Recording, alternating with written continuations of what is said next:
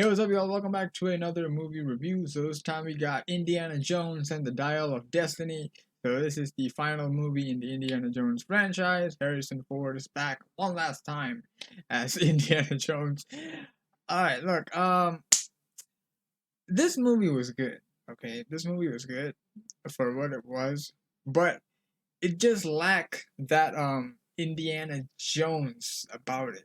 I don't know how else to put this because you watch all the previous movies, like you're watching an Indiana Jones movie. It's just like, yeah, this is an Indiana Jones movie. But when I watched this movie, it just didn't really feel like I was watching an Indiana Jones movie. It just felt like I was watching a movie with Indiana Jones in it. Like, if you can, understand the difference.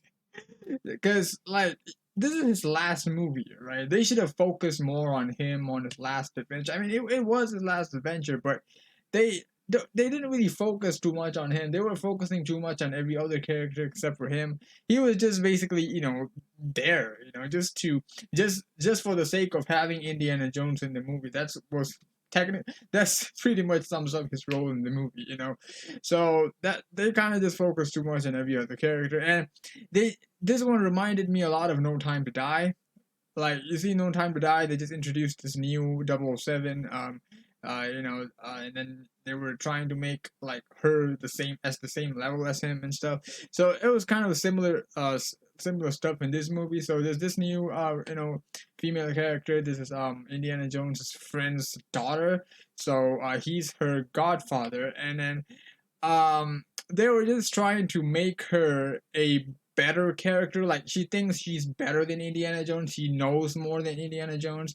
She doesn't think that he's worthy enough to be trying to save her or help her or kind of thing. You get what I mean? So, and like, there were a lot of moments in this movie where they were just trying to like she was basically um like making it seem like Indiana Jones doesn't know what he's talking about or doesn't know his stuff, right? So that, that's that's what they were just trying to do with her character, pretty much. Like, they kind of focused too much on her, and also, yeah, Mads Mikkelsen, he killed it. Like, like, that dude plays a villain in almost every single movie I've seen him in. So he played actually a pretty good villain character too. He plays a Nazi, and then so pretty much the Nazi story in this movie is pretty much similar to Hydra. So he plays a Nazi back then, and then like way later on in present day, like, he's still a Nazi, but he's kind of like undercover. So it's kind of like Hydra, right, in the MCU, where people think they're dead, but they're actually just secretly living, and then turns out there's still a lot of them. So yeah, basically that was his whole role. So they kind of focused a lot on him too. Like, not that I'm complaining about it, because he was actually a good character. He played it well, but again, like, why are you focusing too much on this new female character that you introduced, the villain? Like, it's an Indiana Jones movie. Like, you know what I mean? And bro, Indiana Jones, he wasn't even the one that like tried to stop him. Like, he was just there, just like, man. So yeah, they just focus too much on all the other characters. That's my main point. And there was this kid. Oh my god! Of course, what's with Hollywood movies nowadays? With just randomly putting a kid in the movie, and they just don't even have the decency to write this kid character to be likable. You know what I mean? Like, it was not the same as Short Round. Short Round was likable. Like, that has been like a thing recently in Hollywood movies. Like, you see in Black Adam, there was that kid. Rise of the Beast, don't even get me started on that freaking little brother character. And now we have another kid in this movie, super OP as hell. Bro, he flew a plane.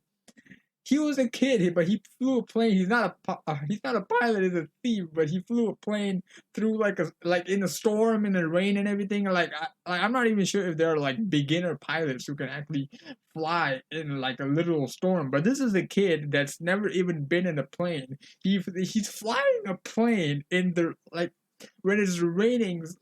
I cannot, bro. I cannot.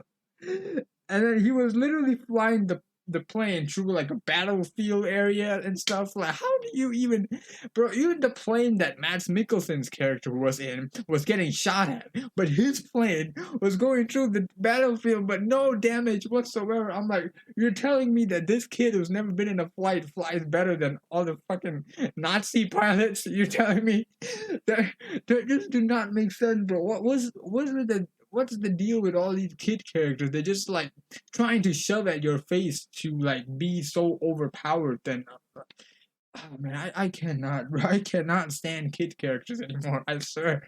So, yeah, and then there was this whole freaking like a short backstory on how the girl found him. He was a thief. Like, I don't care. like I'm telling you, man, Indiana Jones was they just freaking made him a side character in his own movie.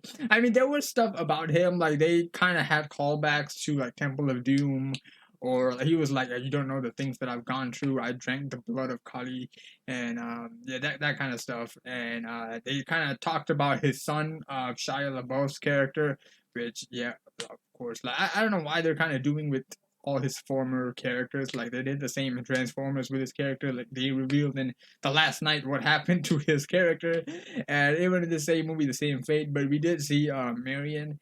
So I didn't actually thought we were gonna see her though, because there was like a photograph of her in like the beginning scene, and then yeah, and then they just.